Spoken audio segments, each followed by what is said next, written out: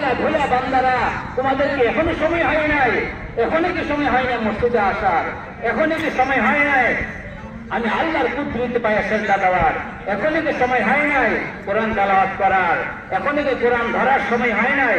এখন তো আমরা কোরআন ছাড়ছি আর অন্যটা ধরছি, 2 নম্বরটা ধরছি। যে জিনিসটা ধরছি এটা আমার ঈমান, আমল, জীবন, যৌবন সব শেষ করে দিতেছে।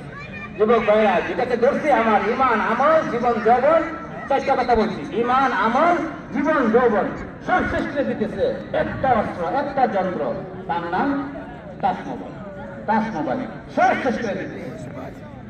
অনেক ছেলে, অনেক মহিলা তার জীবন শেষ, অনেক মহিলাদের তার জীবন শেষ, তার স্বামীর জীবন শেষ, তার স্বামীকে একদম কি ধ্বংস করে দিতেছে, একদম বুঝতে না পারে, একদম তার সর্বহারা করে দিতেছে একমাত্র টাচ মোবাইল। আল্লাহ তাআলা বলেন কুল ইন্না সালাতি ওয়া নুসুকি, এগুলো আমাদের বুঝার বিষয়। এই জন্য যেগুলো যারা আমরা এগুলো বুঝবো, আল্লাহ তাআলা সূরা মায়েদার মধ্যে বলেন ওয়ালাকাদ যারানা লিজাহান্নামা কাসীরাম মিনাল জিন্নি ওয়াল ইনস লাহুম কুলুবুন লা ইয়াফকাহুনা বিহা। আল্লাহ তাআলা বলেন অনেক জিন এবং মানুষকে আমি আল্লাহ সৃষ্টি করেছি জাহান্নামে তারা যাবে। কিছু মানুষ আর কিছু জিন তারা জাহান্নামে যাবে। কেন জাহান্নামে যাবে? কয়েকটা বদ আমলের কারণে। এর মধ্যে একটা বদ আমল লাহুম কুলুবুন লা ইয়াফকাহুনা বিহা, আমি আল্লাহ তাদেরকে অন্তর দিয়েছি দ্বীন বোঝার জন্য, শরীয়ত বোঝার জন্য। ইনশাআল্লাহ কাটা কাটা 8:30 জামাত হয়ে যাবে, একদম কাটা কাটা জামাত হয়ে যাবে, 8:30 জামাত হয়ে যাবে। আমি আর 2-3 মিনিট কথা বলবো, এরপর আপনাদের সাথে একটু কি মুযাকারা করবো, আপনাদের সাথে একটু লেনদেন করবো।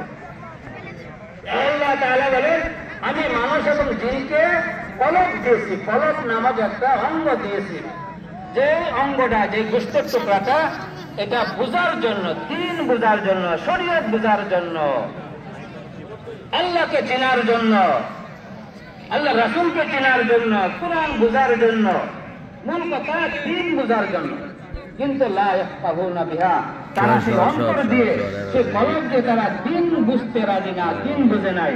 দুনিয়া সব বুঝছে, আমরা দুনিয়ার সব না বুঝলেও 80% বুঝছি, ঠিক না? ব্যবসায়ীরা ব্যবসা কিভাবে করতে পারে, কিভাবে ব্যবসা করলে লাভবান হবে, সে অনেক বোঝার চেষ্টা করে, অনেকে বুঝে একদম কি সুন্দর ব্যবসা করতেছে, আলহামদুলিল্লাহ ভালো, কিন্তু খারাপ বলতেছি না, খারাপ বলতেছি না, কিন্তু ব্যবসা করার নবীর সুন্নাত। কিন্তু এর আগে আমাকে দ্বীন বুঝতে হবে, ব্যবসা বোঝার আগে, ব্যবসা শেখার আগে আমাকে দ্বীন শিখতে হবে, আল্লাহর হুকুম। আমি আল্লাহ তাদেরকে দ্বীন শেখার জন্য কলব দিয়েছি।